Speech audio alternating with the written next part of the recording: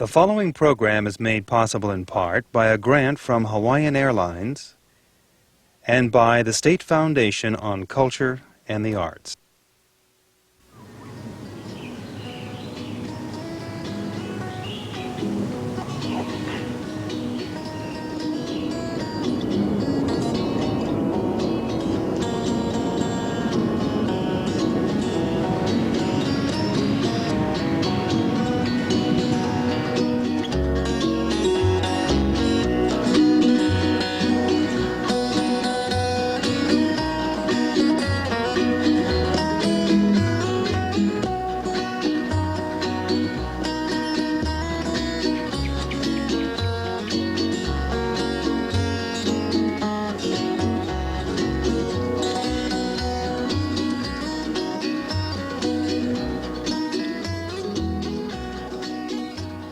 From a time before written history, Hawaiians have gathered at the edge of the sea, there to center their lives upon the bounty of the Pacific Ocean.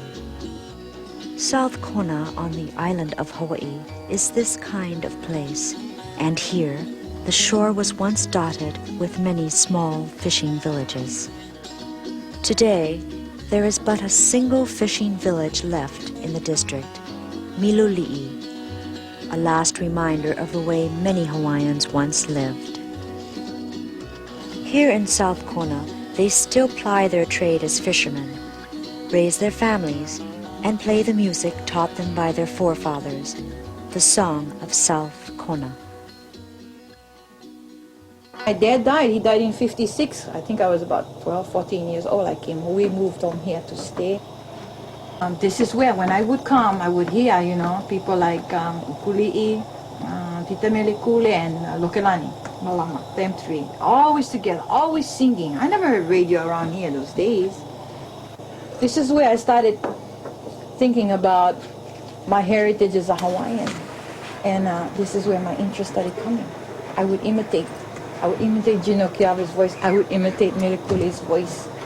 And all through that time. And then eventually I started adopting my own style of singing. I started becoming more confident in myself. I just kept to myself, never showed off, just kept to myself, but I enjoyed the singing.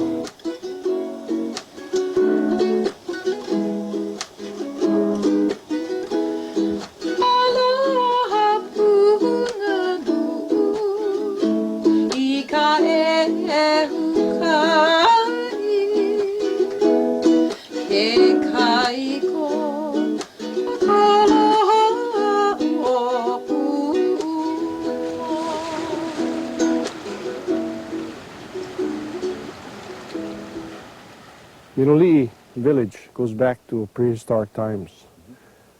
It's an ancient village.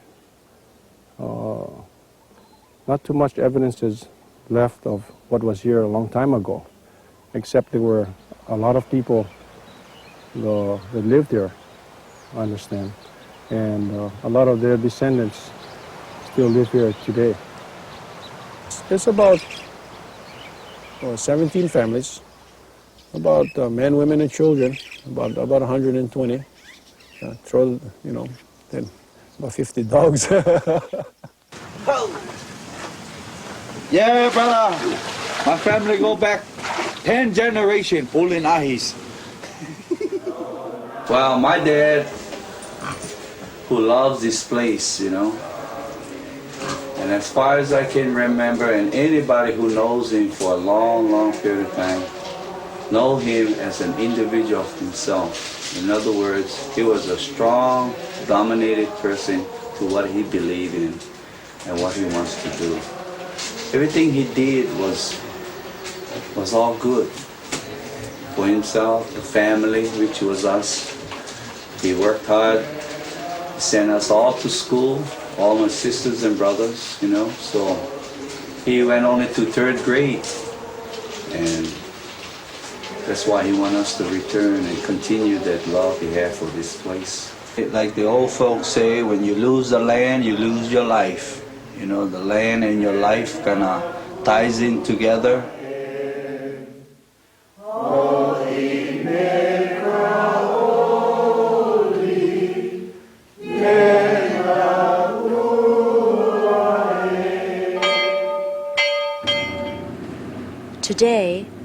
outboard-powered skiffs take Miloli'i fishermen, like Delfredo, out to the same grounds their fathers and grandfathers knew and fished. This is a pillow, yeah? We use it for bait and chum.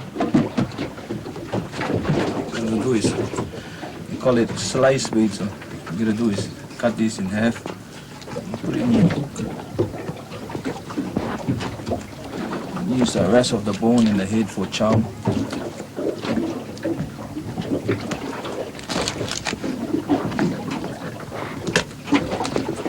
We hook this bait up on this thing like this. Get a rock like this. Put it on, wrap it, put the chum on. Gotta get the chum for make smell, the fish come. Trying to catch some yellowfin tuna. So usually we go down to 50 fathoms. Depends on where the fish bite at. Using the simplest of traditional techniques, the fisherman goes about his daily job. In a ritual from the primal contest of survival, the sea surrenders its riches to a thin fiber line.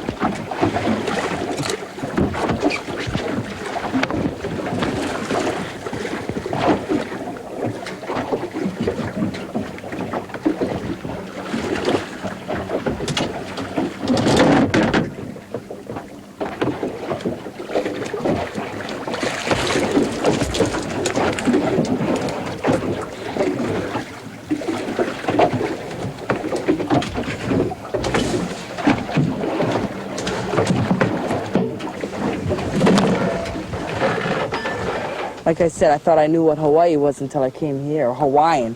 This place is so Hawaiian out. I mean, nothing at all. I mean, from Honolulu, this place is like different in every way.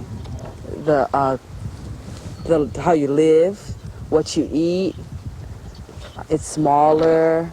That I wouldn't live here at all. And the people here are good people. They work hard. You start from a place like this where there's nothing. Everything you do is what you gain and that's what you have. So you don't rely on nobody, nothing. You just see what you get and that's what you're gonna have. So it's what you make out of yourself, that's what you're gonna get. Miloli'i is famous for its opelo fishing. All of the families here centered their family life around catching the opelo. You know, the children went to school at the schoolhouse and then they would come home and help their parents catch opelo.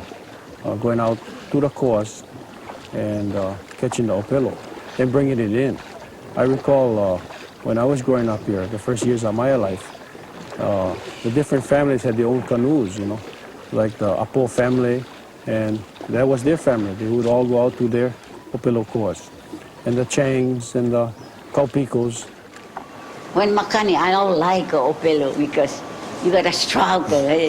Hoi, when you play, when you see the opelo, the papa, the opelo, okay, the middleman feed, and behind you gotta straight the canoe to the wind. Otherwise, it pushes the canoe away. And then when you're ready to put the net in the water, they say, okay, straighten. Oh, then you struggle, tired. Holy canoe. Oh, then we get mad. Oh, it's hard. Plenty of fish, but no more money. We don't see money. Kaula ika too much you have to dry and then exchange. We sent to Honolulu.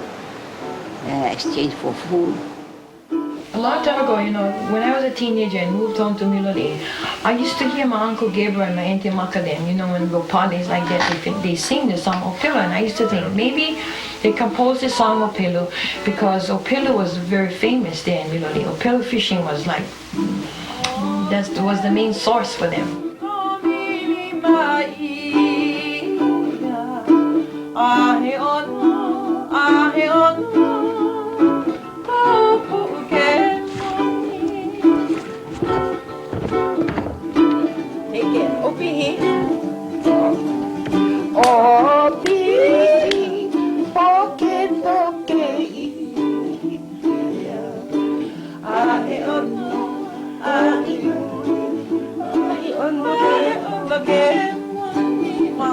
Diana told me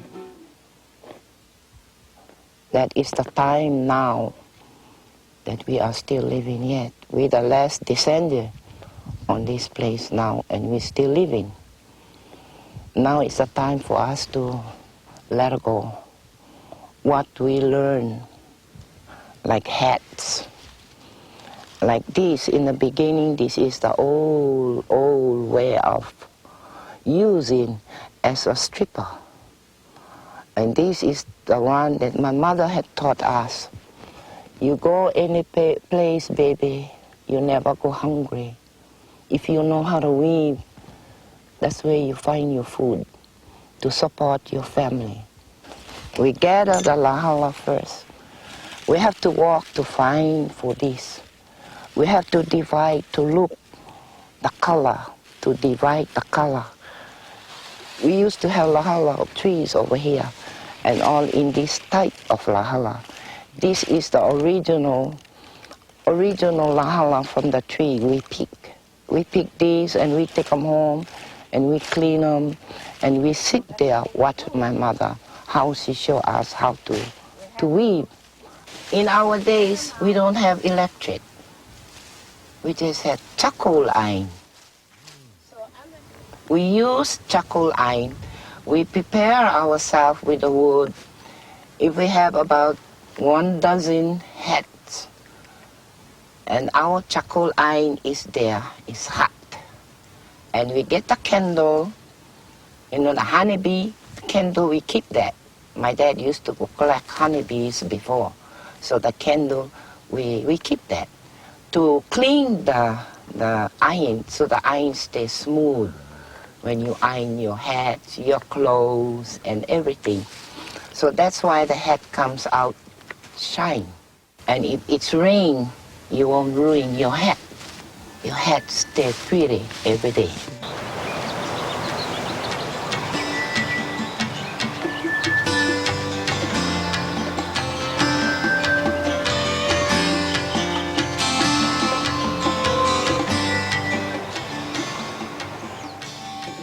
Well, that's why we both wanted to share these songs to you, because we coming old, maybe lots of time more to go, but we rather see this song goes to Diane, because she's our niece. Why not? That's our love to her, and we want her to continue to keep up with her songs, but she'll carry on the song to the next generation. At least the song never dies away. Never dies. Because it's recorded and it's well known, you know. It's well known. All around today, with some of the songs that Diana sang, are beautiful. I hear some other people singing, or real nice. See, they have a background, they make the song so mellow. Diane, can you play Pelicane for us? Yeah. We'll show you that I video think soon. where, you know, these words in here like poka, topito, and you know, may have come from maybe Tutu Kapeka may have read too about the war. Yeah, in a newspaper. In the newspaper, because nupepa means newspaper in Hawaii. So she may have read about it and then kind of taken herself back to where her kani was, to Kukulu was.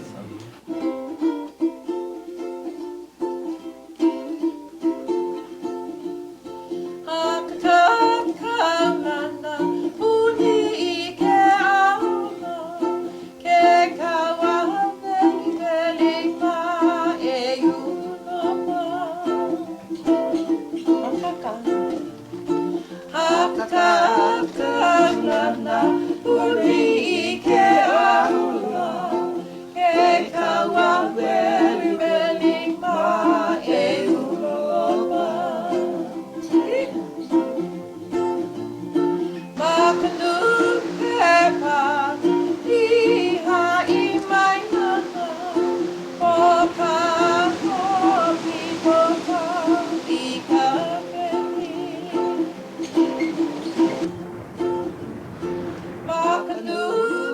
the music, the fishermen's arts are passed from fathers to sons, the basic skills that bring food from the sea, the knowledge of currents, tides, and the seasons, and values that conserve the resources of their livelihood.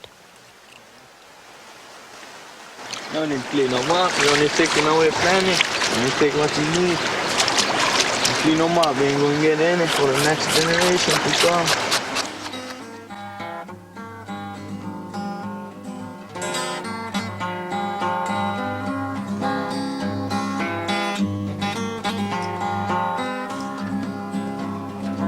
Down the sea, don't you love me? I'm going away, I'm going to leave you by my loving by.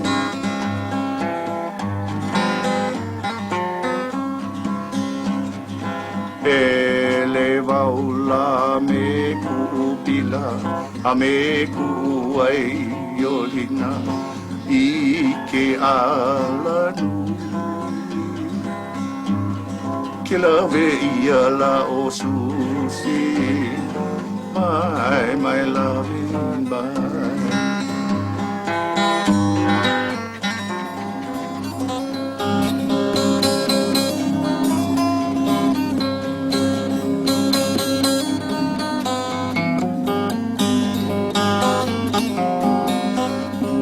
For years and years, Miloli'i has sort of been left alone in an isolated place along the southern coast of Hawaii, the Big Island. And because of the road conditions, a lot of people wouldn't want to, traverse that road, that 5 miles of winding roadway all the way down to the ocean. And but now with all of this, modern technology and television and all of this, Miloli'i is getting that exposure to the community in the state and worldwide, I guess, exposure to the outside. And a lot of people want to come down and visit Miloli'i. They've heard about Miloli'i being one of the fishing villages here in Hawaii and would like to see that Hawaii that they came here to see. And we hope that when they do come, if they come all the way down that 5 miles of treacherous winding road, that they respect the place and its people. The road itself passes through the village. It's sort of like going through somebody's living room. And we welcome everybody, but we also want them to respect us also, the people here. Well, that song came to us. Something just like a wind came and tell us. We were talking story. We were talking story about her. About her history. Her history, Tutukiaka. Well, we heard a story about Tutukiaka, how she used to live there at Manuka, and she used to go down Miloli'i on these 2 white horse with her 2 maids with her, nothing but maile around their neck and ginger. Mahila mai te yanga, kuana ka manuka, hoiana ya Miloli'i, kapu vai aloha. The songs that you hear during that time, you don't hear them anymore, not today. Even what the people are singing today, you don't even hear them. And some of those songs belong down here. Whether they just made it up that time or what, I don't know. But they were beautiful. The composer of certain songs all come from down here. And they move out all these areas. Whether they came from this area, Ho'opuloa or Opihali, either one of them. But actually, the family line is right down here. February the 5th, 1885, they had a tidal wave. But this tidal wave came, it was a dark night. During the night. During the night. And Miloli'i used to have plenty people live, they build house, with rock around fence. so happy. A tidal wave came up in a night. But people, family that has plenty children, they only can take maybe our 2 kids. See? They grab whatever they can grab. And no light, no nothing. They gotta crawl, holding this baby here, holding this baby, and crawl, and the wave come. So that was the story. And that's why they had composed this song. The baby crying, see? Inei pepe alalani. That's the meaning of the child crying, calling for the mother. This song was given to me by my auntie, Kapulila Wae Omakana. So that was how the story she told me. I got most of the history from her.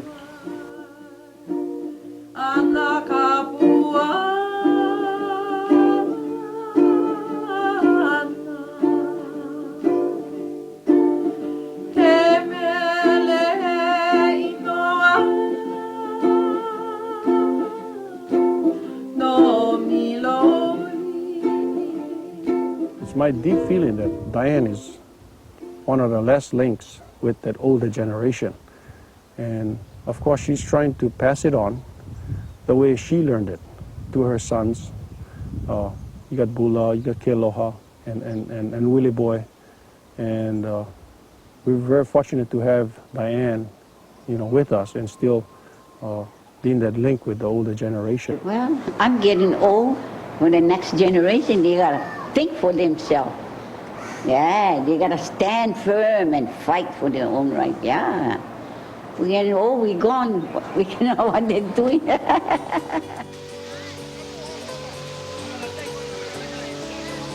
This is one village when they get low, oh boy, they go out for everything what they got.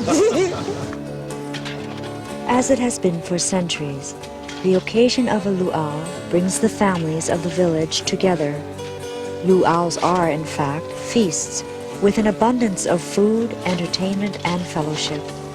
The pig, a staple in the traditional Hawaiian culture, is often contributed by one family as a gesture of aloha and sharing. It is prepared for cooking by placing searing hot rocks in its belly. Then it's wrapped and buried in the inu, or oven.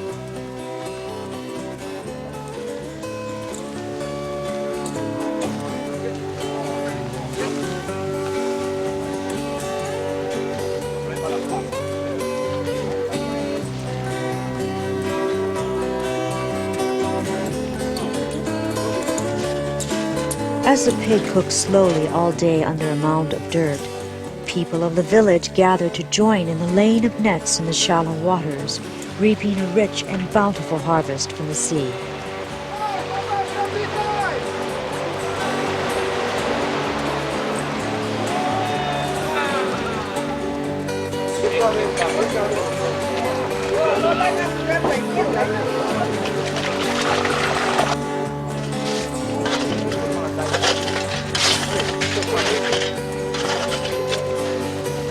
Ah, no more pig!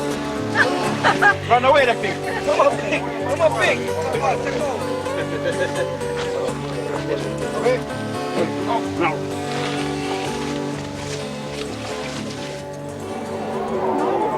As evening approaches, the pig is unearthed and the families come together, each contributing their offerings. A Miloli'i gathering strengthens family ties and becomes a binding force for the community. The village traditions continue. Luaus often go all night, sometimes on special occasions for days.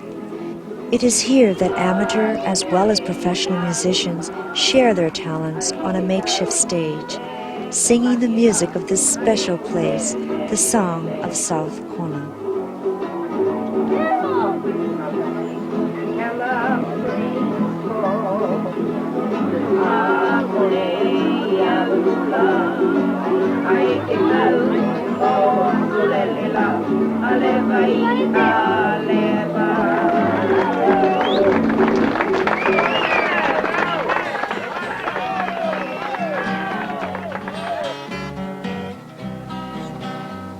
Away up,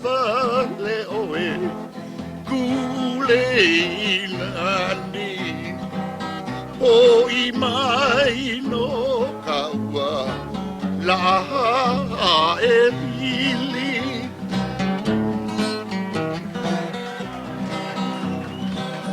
Au he awale oe kule inani.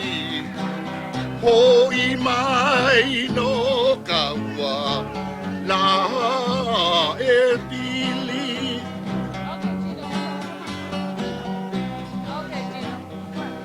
Alua i kauai e i moinei. E kui kui e wā i ku mana o.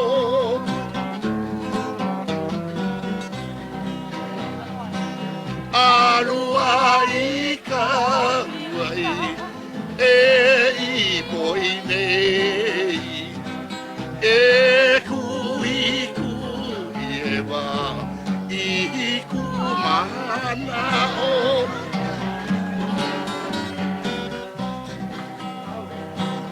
Aina ia mai ana ka puana e hoi mai ka ua la e pili.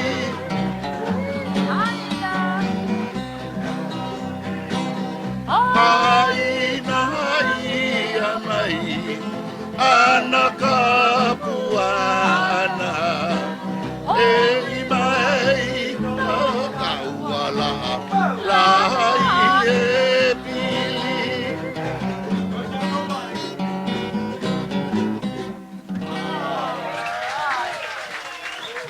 The tradition, you know, it's still being passed along, you know, from father to son.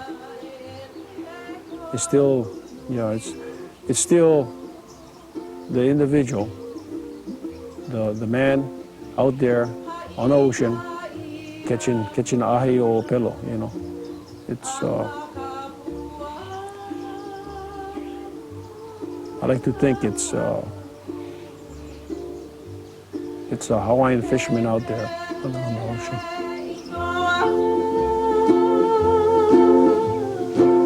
No Miloli'i.